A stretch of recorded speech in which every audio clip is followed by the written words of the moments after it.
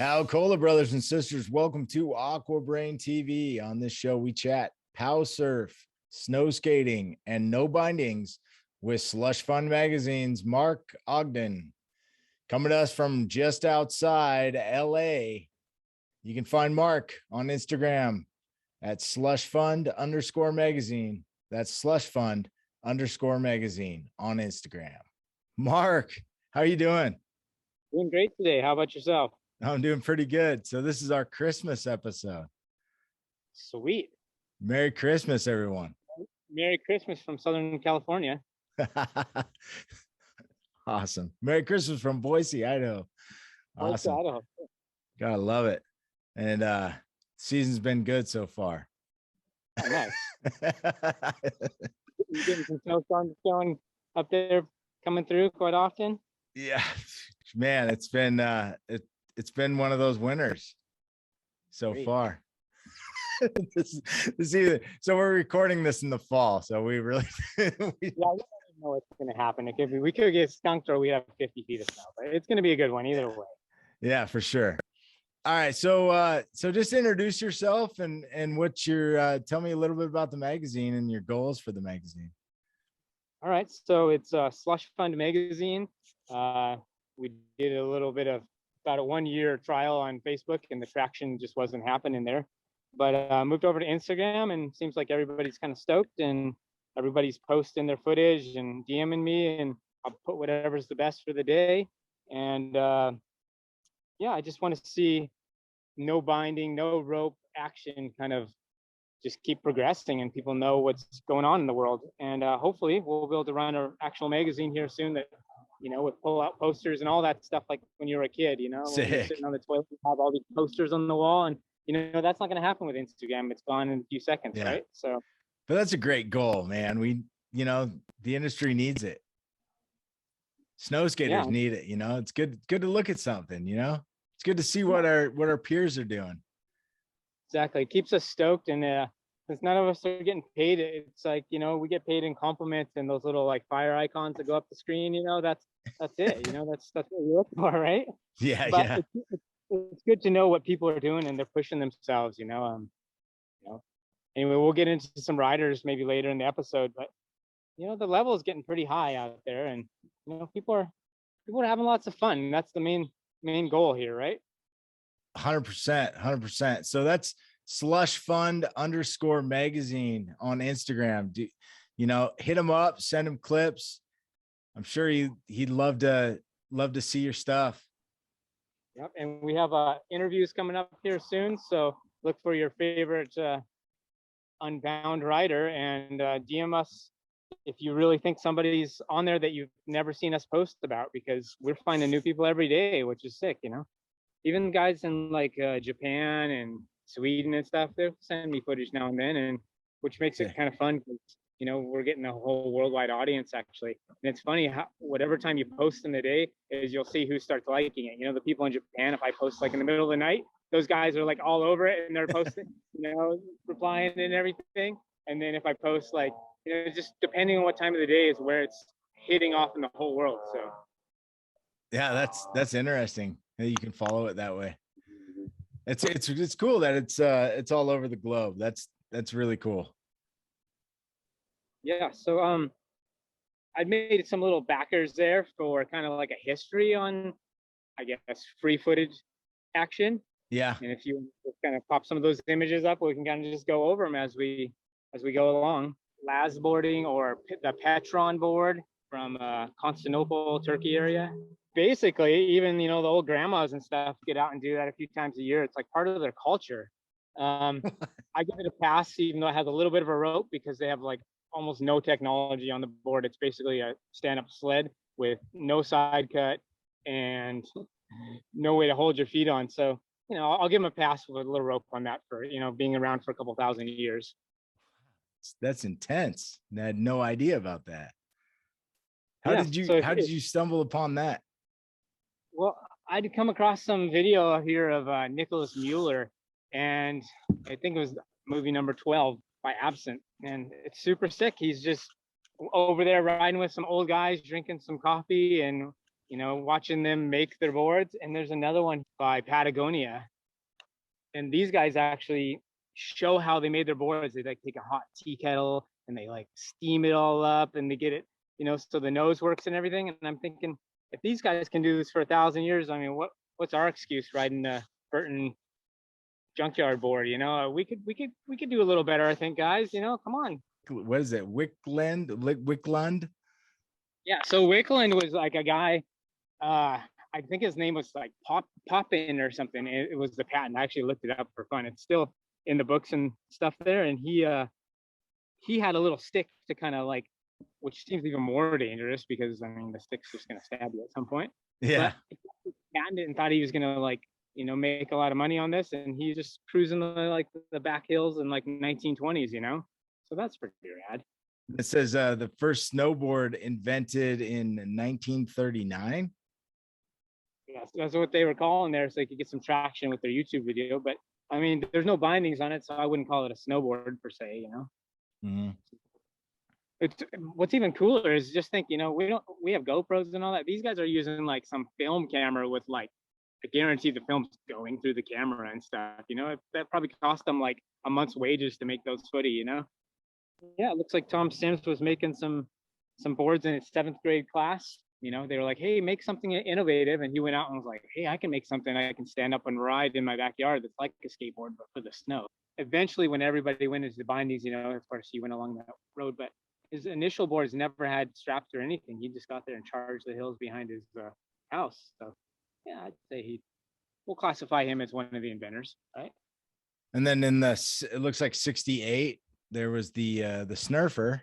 Yeah, I think his name was Poppin, and he made it. I don't know how many, at least probably 100,000 of these things, because you can still find them on eBay, like original ones for like $100 or $75.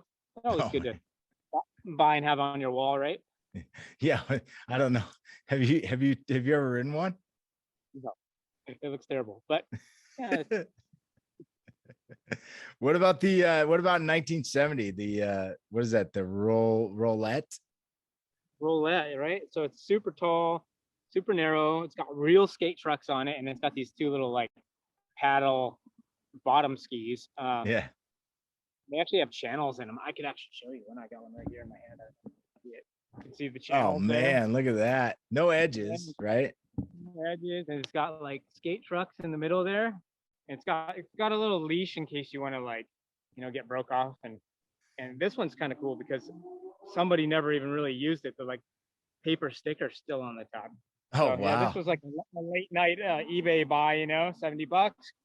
Who doesn't want to have a roulette on their wall, right? Is that plastic? Solid plastic, probably weighs 20 pounds, Oh, geez.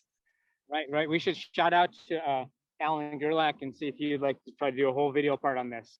There's a challenge for you. We're putting it out there. Yeah, I'd like to see that. That'd be entertaining. So then in this Warren Miller movie in 1978, what was in there? Oh, it was just them cruising around on these little snow skates, and they, kind of show that you could spend, $300 a day to, go to a resort somewhere and, take your kids all the way to the snow, and all they want to do is ride skateboards, same as they could do in front of their house. So, but it's funny because the little screenshot there is like somebody actually tried to do a flip off like a cornice on this thing. Jake Burton in 77. Yeah, Chuck Barfoot, Jake Burton, and Dimitri, who started Winterstick. They all started making boards roughly around the same time. It seems like Dimitri seemed to make a lot more than anyone, and just when he had something that was good, he just kept making different stuff, and it was just like his mind was just going for it 100%. So whereas Jake Burton and them were trying to monetize on it, Dimitri was trying to just make it better. He wanted it to be the best it possibly could. And I'd say that's like where it channels off. You got Burton and all these companies going off to putting bindings on and going to the Olympics, and then you got the rest of us going out to the hills and having fun and progressing, but not caring what anyone thought. We're not trying to be ski racers or federations, or we're just having fun, right? Exactly. 100%. Is that Sims with Oh, so that's a Lonnie Talk Pro model. So what's cool about that board, they were called the plastic banana, right? And I live in LA, and every once in a while, one will show up on like Craigslist or whatever. They're usually beach, so maybe the next photo will show you like a pile of them just smashed to bits. But basically, it's like a contoured sled, and it's got a skate deck on the top. So the idea was you could take your skate deck and you could skate it, and then when you wanted to go snowboarding or snow skating or paddle surfing, whatever they called it back then, you could bolt it back on, and now you have a full. So Jeremy Jensen from Paddle Surf Grassroots, I love that dude. Yeah, he had some photos where he posted where he had it, and I was like, "Where's the footy?" So if he can't post like super legit footy on that board, it probably doesn't ride for nothing. But it's cool that people were trying to do stuff, and that they were actually sponsoring pros to do it. And a lot of times, companies don't even want to like give you product, let alone like pay for a pro model nowadays. Sure. Sure. That is cool. I mean, I think they knew. I think there was something in the air like, hey, eventually, like people are going to really want to do this. I mean, it's not something that is taken off super fast, and people still love their snowboards, and snowboard technology has gotten to such a point that, with mag and everything else that you're like, but for me, it definitely, the not having bindings on is such a big selling point. I mean, it just creates so much more fun. Yeah, it's funny. Like 2 summers ago, I went to New Zealand to like, basically I coached an Olympic athlete over there. So it was a free trip to New Zealand, but all I could think about was paddle surfing, I was like, the whole time I was there, I was like, this is just so like boring. It's cool. You can do a triple cork in the pipe, but honestly, like the soul just wasn't there, Yeah. So I think the soul definitely got lost. That's a great way of putting it. So what's this? We were coaching for China. So they like pick these kids at age 12, whether they have snowboarded or not, and just make them pro and say, you're going to be in the Olympics. So it was very strange. They didn't care about snowboarding at all. They just did it because that's what China told them to do. So. Wow. That's crazy. It's very interesting. So it looks like Solomon. What's this Solomon? I haven't ever seen this. So Burton made those boards, I think called the Junkyard or whatever. Basically, they saw that people were making something that would kind of work, and so they just capitalized on it, like they seem to do a lot. And everybody had one, and then Solomon kind of copied Burton, and then they went full on, and then made those super long ones with the big nose and everything, kind of like you'd see. Like a powder. Boyd Hill makes a few. Yeah. Like powder skates or something, Yeah, it's interesting. So I did an interview with Steve Frink up at Stevens, and he had a story about showing off his buy deck at a conference, like a winter sports conference, and the Junkyard came out shortly thereafter. So naughty those people, Yeah, they'll have something to pay later in life. But yes, didn't he kind of come up with his by rescuing a ski out of like the sacrificial fire or something that fell on a snow skate or something? Yeah, that's the story. And it was cool when I interviewed him. He still had it, and there was actually a block of wood that was his truck that he had. I mean, it was pretty sick. It was an old ramp board, and it had a ski on it. And it worked. Hey, that's all you need, right? Yeah. Whatever gets you outside and having fun, right? Basically, Jeremy Jensen like just put all his heart, soul, and everything into paddle surfing, what he calls paddle surf now, and essentially made so many concepts, maybe like 100 different concepts, and really, really got it down to a good science. And it looks like his boards kind of became paddle surfers, and then on to Wally Nivelt, so Wolfgang.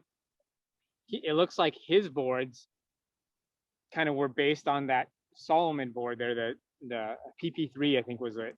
Basically, if you think, there's some footage about him out there like going heliboarding with that Solomon board, and then his next concepts were basically the same, but the side had been filled in because, you know, you don't want all that snow inside your bi-level ski, right? Yeah. And that looks kind of like how his developed.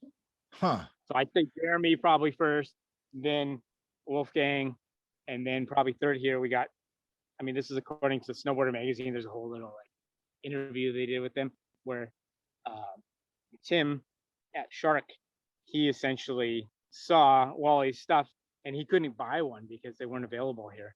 Oh. And so he started making his own, right? He's kind of went to his wood shop and started having at it. So. Oh, gotcha.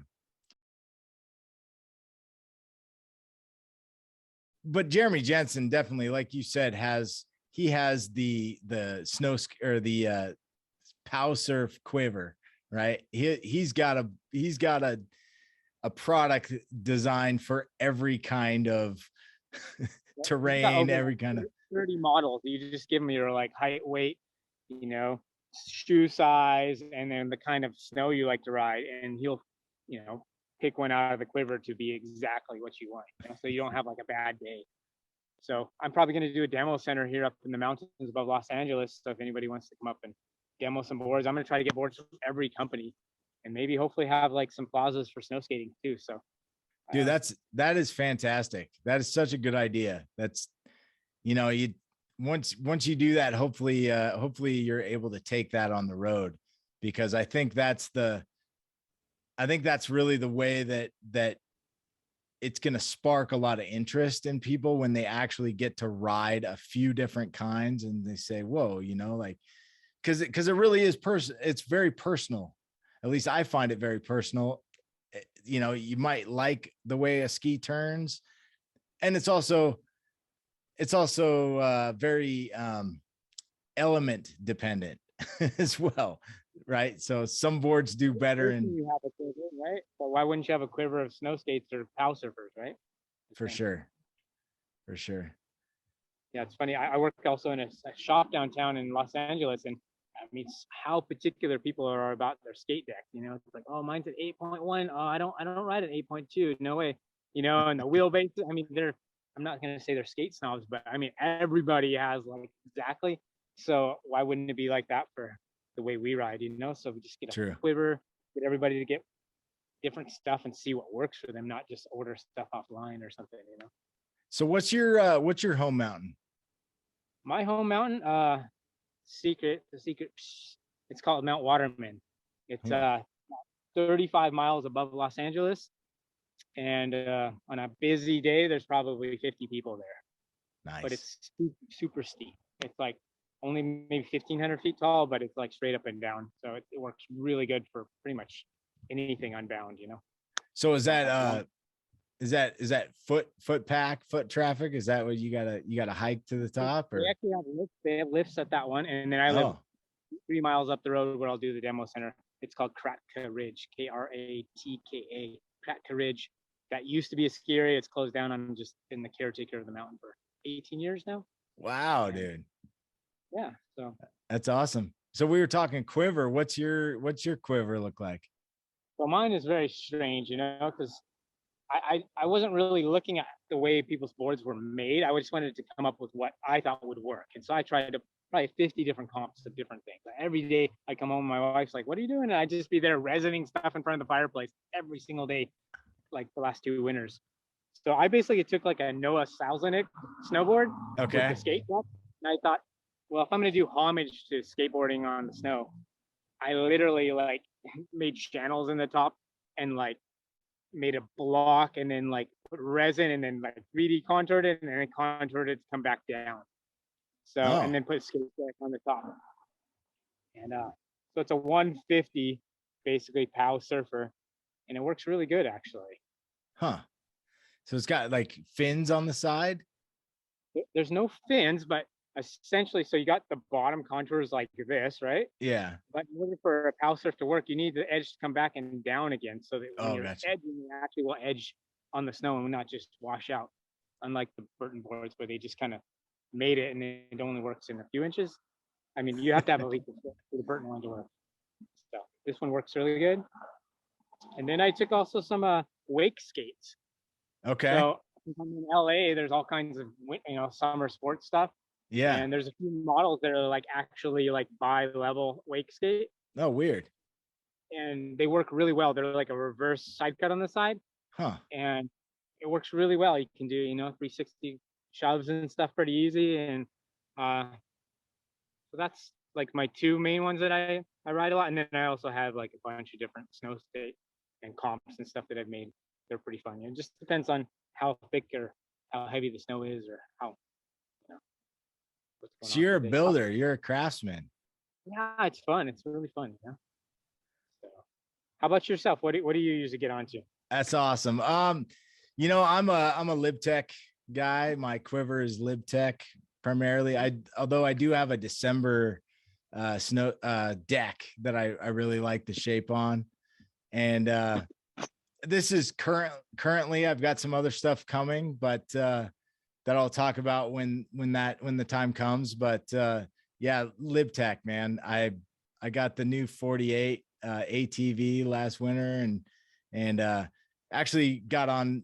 I got my daughter's 15, and so I got a Lib 50. I got a couple 48s, and what I wanted to do, since she was going up with me last year, is I wanted to not have to turn around if the snow got deep, right? Because I wanted to actually ride that. So I was like, all right, I'll get the new ATV 48. And gosh, the thing is like turned into my daily, like you can get too deep, right? The snow can get too deep for it for sure, but it's just, I don't know. I love that thing. And then actually got, so we're airing pretty close to Christmas, and I don't want to spoil anything. So whatever's under the tree is under the tree, right? That's right. That's right. And right now it's under the tree, and she probably already knows what it is, but so yeah, I like the LibTech stuff. They were like early adopters, right? They've really kind of embraced snow skating for quite a while, right? Yeah. And Shag spent a lot of time, and Shag, Spico, and the tons of people, spent a lot of time doing R&D, tweaking. Lib was really, I've got an episode with Shag where he kind of goes into how gracious they were, I guess is the word, at Lib with him. Say, hey, do a shape, go try it, come back, tweak it, do another shit, so they really let him kind of run with it, which is awesome. And now we have really workable stuff. Now there's some other great companies out there, and like I said, there's tons of different variations. And so I think your idea of a demo is really the important thing. It might be the LibTech that you like, but it might also be the Boyd Hill that you like, or the Squampton, or the Ralston. There's tons of other companies. Ones I'm not even, Draw, Paul Elkins out of Crested Butte, Colorado. He's making some cool stuff too. There's just a lot of builders, and the builders are making shapes that they like. They're tweaking them. They're doing R&D, and they're making the changes. Yeah, that's sweet. Just have you ever seen? I came across a LibTech post where they're developing a new power surf, and they just showed like an image of it. What? And then I messaged them, and I was like, hey, you want to send one my way? And they're like, it's not ready yet. It's not ready. They're working on stuff still, unlike Burton, where they made it, rushed it out real quick, and then pulled it, Yeah. No, Lib's like releasing stuff when they feel it's legit, Right. Well, and that was, my first snow skate was the Danny Cass, GNU Danny Cass, and very similar to the Junkyard, that same shape. And it's what's nice about what Lib has done is they didn't just stop there. They said, okay, we got this. And then they said, well, why don't we try some bigger shapes? And like I said, I know that Shag had a lot to do with too, the progression as well as some other people.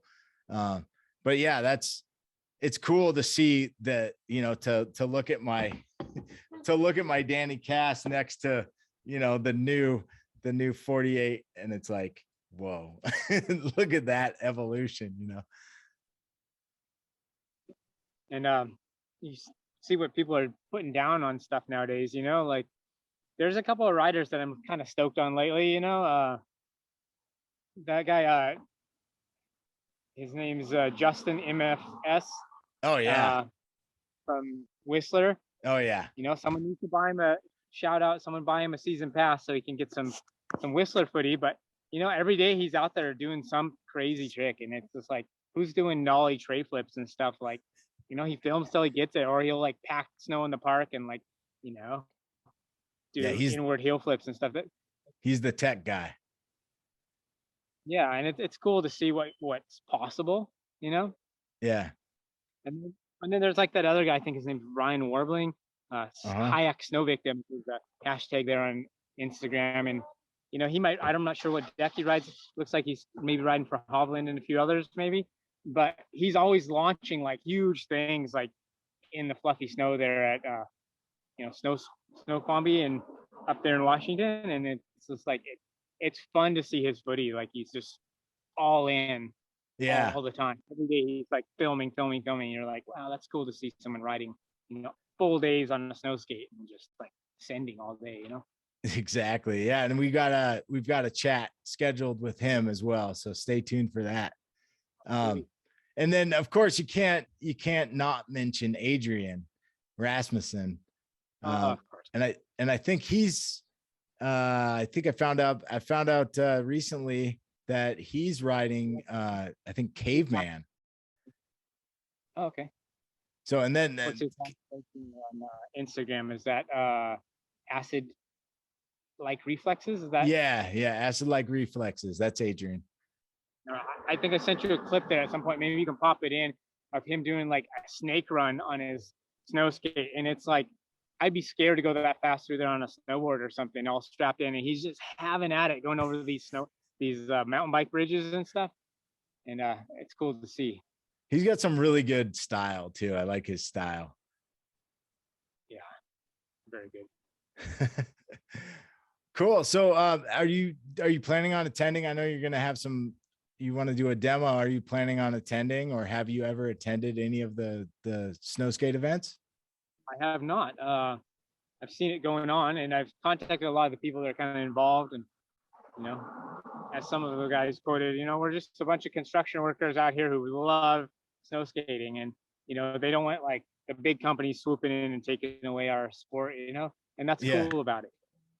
I like to hear that, you know. So I'd love to go out.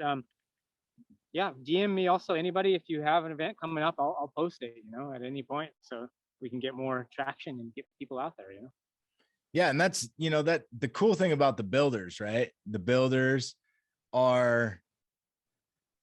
they're doing these events, they're going out to these events, they're part of the community.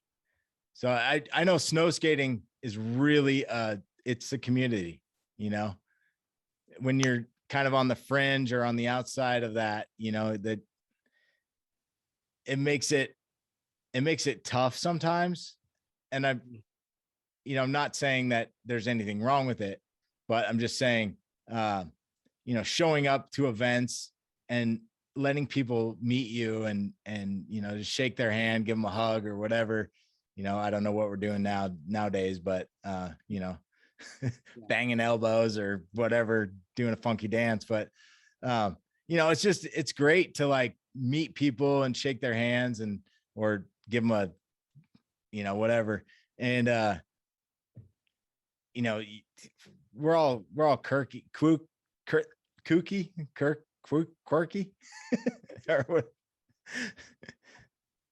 but good people, man, you know, generally. Yeah. And it's really good that the people are involved in getting other kids into it and stuff. You know, if you build something or you make something and you're getting other kids involved, it's only going to propagate.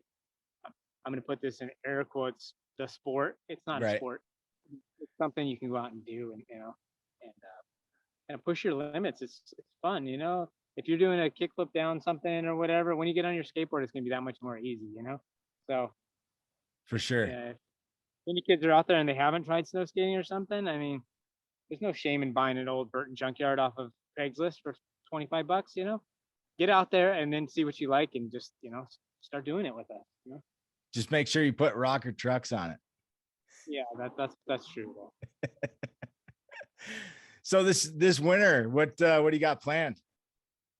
I know you said demo, but yeah, I literally live at a ski resort that's say abandoned, and just right out my back door. So this summer I built a lot of like rainbow log slides and straight pole jam logs and stuff, and I just intend to go out there and just film with my kid. That's kind of one reason I started snow skating, is because he'd get bummed on dad snowboarding, and he snowboards, but he's super little.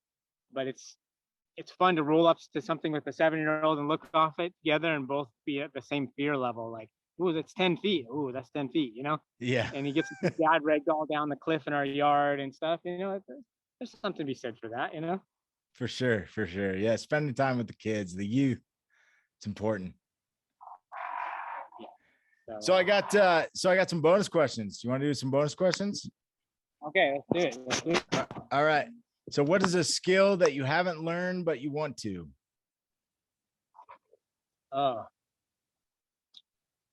Shoot. Or a skill that you want to like learn but you haven't yet? I'd like to stomp really big cliffs on my snow skate or my pow surf or whatever, however you get out there, from like 15 feet up, because anything below that, it's super fun and it's super scary, but I would like to just have at it some days, and just, man up and just mute grab that thing until I'm right at the ground again, So I'd like to stomp some bigger cliffs myself. Nice. All right. If you were living in a tribe community, what would you offer the tribe? Shoot. Well, since I live in Los Angeles and I'm like the only guy that has like bloody knuckles from like digging my car out of the snow, and we don't have electricity in my house, we don't have trash, we don't have internet, we don't got any services, and we're able to survive, I'd say, I guess, to be able to survive and still do what you like to do and enjoy life, we're too bound by society's norms. We just got to get out there and make it happen. Yeah. So what key components would you expect the other members of the tribe to do, contribute, maybe like the top 3? Make good raspados. What's that? My wife's from Mexico, and we surf a lot and stuff. So the first thing she did when we got married is basically she bought all these syrups. And like we got, and literally when people come over, we're like, there you go, have at it, snow cones, and they're like, huh? Like, just stay away from the yellow snow. You dip out your snow and just put some flavors on it, So That's awesome. It sounds like you guys are living it right now. So what and it also sounds like you'd be a commodity if something happened. Shoot, I worry for this generation. Maybe I'm adding to it by having an Instagram page, but when you're driving around Los Angeles and people are just walking into the street texting, not looking up, you just wonder, man, how are they going to make it when like things get tough? But yeah, I think by making a snow skate area or pow surfing area, it teaches them to man up. Like, we're not all snowflakes. We can deal with some bad road conditions to get there and whatever it may be. But you only learn by doing. So, just get people away from the cities and get them out there. When COVID hit, like literally, they were giving $500 tickets if you had people over at your house in LA. They were like, it said snitches get riches. Gosh. And people were out there, all their neighbors and stuff. And my house is just past the zone where you're not allowed to hike. Like they wouldn't even let people hike in the mountains. But I'm past that. So all the people were coming out there and they were so happy to like actually be outside and like be able to talk to somebody and stuff. And it was cool, we weren't soliciting food, but sometimes people would bring like bags of food and stuff. It was funny, you know, like, Wow. no, we don't, we got our beans and rice or whatever, you know, we're Yeah. cool. But people were so happy and grateful to just be able to be normal for like an afternoon. And, you know, I think more people should be out there in the mountains and, you know, find those abandoned ski areas and take them over and make them into something cool, you know, like if you don't do it, who's gonna, right? Right. All right. So last question here. If the system that we're all dependent on now, some of us more than others, collapsed tomorrow, what would be the first thing that you would do? First thing I would do. Well, last year it almost collapsed, or a year and a half ago on us. I would come to the city, and the first thing I would do is I would literally listen to the news to make sure that like they weren't like, you know, having martial law and having like armed guards bring the food in. They were talking about that. What? And I'd go to the grocery store, and people would be, I'm not even kidding, 2 grocery carts full of like Coca-Cola. I'm like, what are you gonna do with that? That's the last thing you're gonna buy?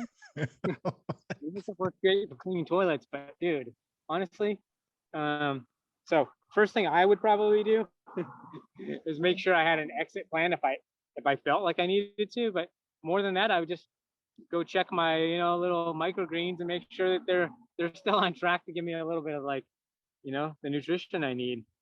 Not like I'm storing up a bunch of stuff for the end, but yeah, it doesn't hurt to like be a little bit self-sufficient these days, you know. Or at least, you know, try to learn some new skills and just, you know, like you were saying, get out of the city, get out of the ether world or whatever, internet or whatever. Just get out for a second, get outside and experience. Yeah, exactly. How about yourself? I want to turn the question on you because it's always good to get another person's point of view on it. What's the first thing you would do? Oh gosh. Well, let's see. I would probably round up my family and just say, okay, let's take a deep breath and see what we have here. I'm not a huge prepper, but I've got some things. Like I think that I could fill a backpack. Now this is obviously if I'm in the house, right? But I think probably getting to my family is going to be the biggest first thing that I do. Try to get to my girls and my wife and try to get us all together, and then try to round up everything that we can. You know, it's not going to be the Coke, you know, it's going to be like the water pier pump, you know, it's going to be, and yeah, I think that's probably the first thing I do. Yeah. I mean, each and every day there's something going on, you know. I really hate listening to talk radio and stuff, but I literally flip on the news when I'm driving towards LA and make sure that there's not some nuclear attack or some, I mean, they talk about that stuff every day. Literally a nuke weapon was shot down over Hawaii last year, you know, so you don't know. And we're on the coast here and people are freaking out about everything, but I just listen to make sure, you know, I can make it to town and make it home safe, you know. And if not, I'll go to another, like around the other side of, you know, go to another town to get some food or whatever. But these are perilous times we live in a weird sort of way. But you know, yeah, I think it's definitely like I think the selling of fear has ramped up, right? In a bunch of different ways. And try to be, obviously I want this video to be able to load or whatever, but I haven't ever had a video not load. but you know, it's like rumbling or something next, right? It's like fear is such a, I don't know, it's just being sold, right? It's like I really try not to buy it. It's like I got my own world I'm living in, you know. Try to I don't know. I don't have good advice either, but yeah, here's some quick leaving advice. My wife, she's a doctor for fun, and she went to medical school and everything. She basically came across some videos by this guy named Horst Mueller, and basically it comes down to all diseases come from your head. And if you have like a sense of loss or you know, somebody dying or a sense of, you know, just any life issues, you got to be able to overcome those. Otherwise, they're going to manifest in disease. So, stay happy. The world might be going down, but you can still be happy. Just enjoy it. Just watch it for what it is. You watch a movie with crazy stuff happening. Life's crazy now. So just try to be happy and enjoy life each and every day. You'll be, probably will help with disease and sickness and everything. And then also, it's also good to do hot and cold. So, hey, get out there in the snow, get your knuckles nice and cold, and, just enjoy it. So that's my advice. Dude, it has been awesome having you on, man. Thank you so much for coming on AquaBrain and sharing everything with us, Mark. All right, anytime. Thanks for doing what you do. Thanks for joining us on AquaBrain TV. Check us out at Brain Aqua. This is how you subscribe to us, and this is a video we think you'll like.